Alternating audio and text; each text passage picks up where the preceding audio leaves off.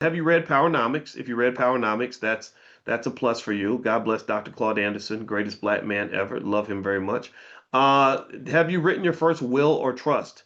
If you haven't done it, I encourage you to do it soon because Jesus, they ain't never promised nobody nothing. He ain't promised you tomorrow. So you're gonna have to go get that thing done and don't let death sneak up on you because it's horrible and it sucks. I'm dealing with my mama left last Christmas and it's terrible, right? But in the middle of all that horror, you don't want to also be dealing with financial problems or financial losses. It's hard to do all that paperwork when you're grieving, right? So do it all early and prepare. You know that just makes a big difference. Not just in terms of funeral expenses and all that, but it makes a difference in terms of asset preservation. They say that wealth is nothing more than a transfer from impatient people to patient people. It's a transfer from unprepared people to prepared people. It's a transfer from disorganized people to organized people. So if you're organized, prepared, and you're patient, then you're going to tend to have more wealth. So go ahead and just sit down, have the family conversation, get your little trust on paper, make sure everything gets documented nicely, and that'll make a big difference. But I know it's hard to talk about death. I get that, but you got to do it. Have you attended a financial literacy class? Well, I know all of y'all get to check that one because you're here. So there's nothing else to say, except for the fact that it's really hilarious to me that people are trying to have money, but they don't even spend any time studying money. Like if I say I want to, win the Olympics in horse racing or something, and I never ridden a horse, that would probably be um, it's hard to do. It would probably be difficult to do. Next, have you saved at least $1,000 for emergencies? If the answer is yes, click yes. But just by doing that, you're ahead of most Americans. Most Americans, unfortunately, are living paycheck to paycheck. That's the trap of capitalism, and they designed that trap to get you in it. Have you opened maybe a high yield savings account?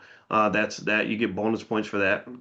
Not necessarily the quickest way to build wealth, but it's not bad. It's not a terrible move, especially given the interest rates are not terribly bad. Have you joined a community investment group? Or maybe a family investment group? Do you have like a family investment club?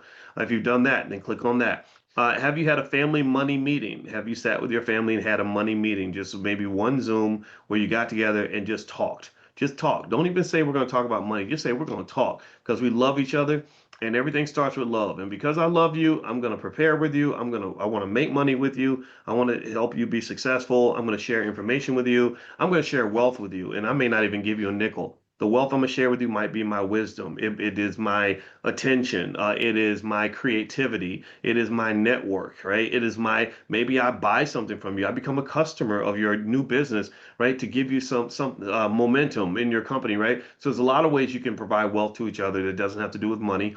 Have you paid your child for chores?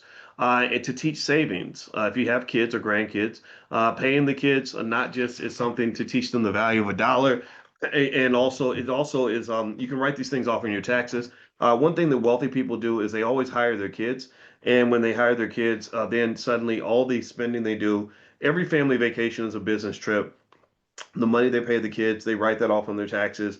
And I can tell you, this is a simple step, but it makes a big difference. Rather than buying things for your child, it's a great exercise to give them money and let them buy their stuff. Right. Like it's a terrible trick to play on the kid though, because because at first they think that they're winning, then they realize, oh my God, there's so much pressure.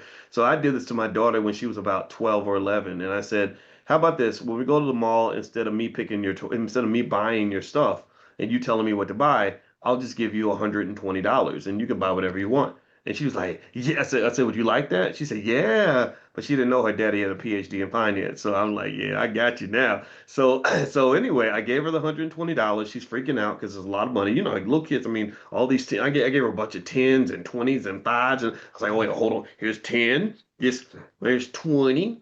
There's 30. Wait, oh wait, here's two fives. And I gave her, so she has this big pile of money. So she's feeling like Pablo Escobar in this moment, right? The richest little girl on earth. So we go to the mall, and I was curious to watch how her financial making shifted when she was spending her money versus spending my money.